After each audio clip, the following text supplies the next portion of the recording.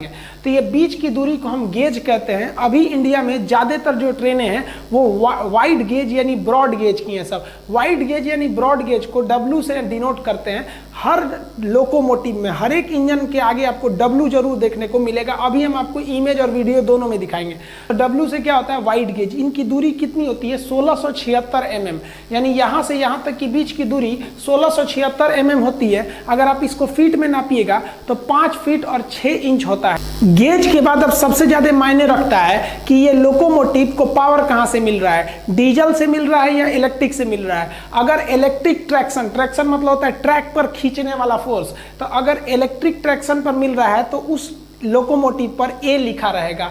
जैसे आप यहाँ देखिए, यहाँ लिखा है WAP। तो WAP का मतलब क्या है, W से वाइड यानी जो चौड़ाई है 1676 mm, और A से है AC ट्रैक्शन से चलेगा ये।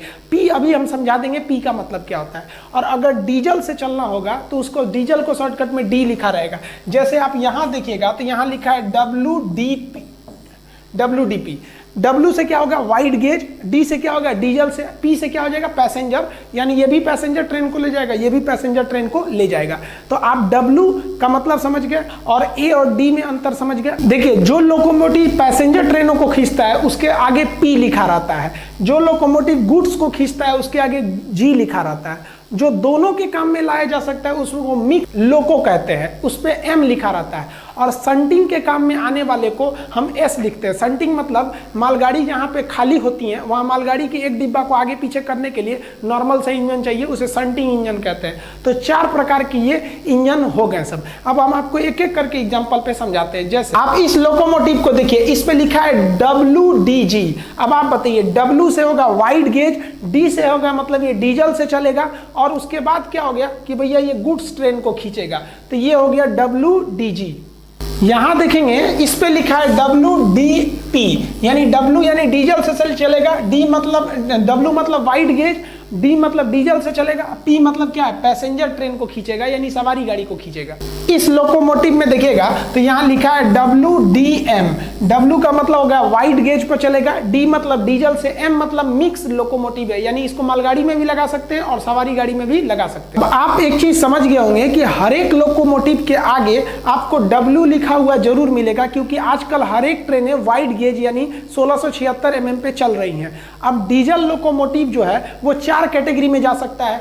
अगर WD यानी वाइड गेज पे चलने वाला डीजल लोकोमोटिव, तो सब में हम यहाँ WD लिख देते हैं, क्योंकि वाइड गेज पे ये डीजल से चलेगा। पैसेंजर से खींचेगा पैसेंजर ट्रेन को तो WDP, गुड्स ट्रेन को खींचेगा तो WDG, मिक्स को खींचेगा तो WDM, संटिंग के काम आएगा तो WDS होगा। तो इस हिसाब से डीजल लोकोमोटिव की 4 वेरिएंट हो सकते हैं। अब जो इलेक्ट्रिक करंट से चलने वाले होते हैं, इलेक्ट्रिक करंट पे वो भी तो वाइड गेज पे चलते हैं, तो उसे हम वाइड गेज AC ट्रैक्शन, तो सब में हम WA लगा दे रहे हैं, क्योंकि वाइड गेज से चलेगा और AC करंट से चलेगा। और अगर ये पैसेंजर ट्रेन को खींचेगा तो WAP यानी wide gauge electric traction passenger, और गुड्स ट्रेन को खींचेगा तो WAG, मिक्स को खींचेगा WAM, और संटिंग के काम में आएगा तो WAS का हो जाएगा। तो डीजल की भी 4 कैटेगरी हो सकती हैं और इलेक्ट्रिक के भी 4 कैटेगरी हो सकते हैं। अतः कुल 8 टाइप के आपको देखने को मिलेंगे। अब इन 8 टाइप के इंजन्स को बनाने वाली कोई ना कोई कंपनी होनी चाहिए, ये तो हम उसकी खासियत बता दी। अब कंपनी में तो इंडिया में 2 सबसे फेमस डीजल की कंपनी है।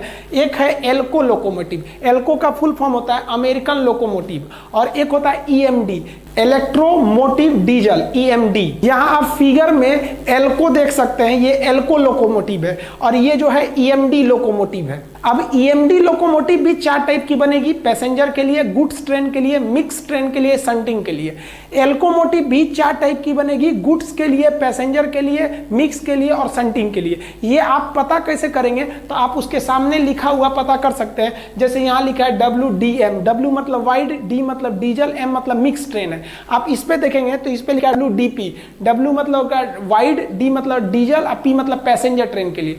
तो ये किस चीज को खींचने के लिए, ये लिखावट के आधार पर पता कर सकते हैं, बनावट के आधार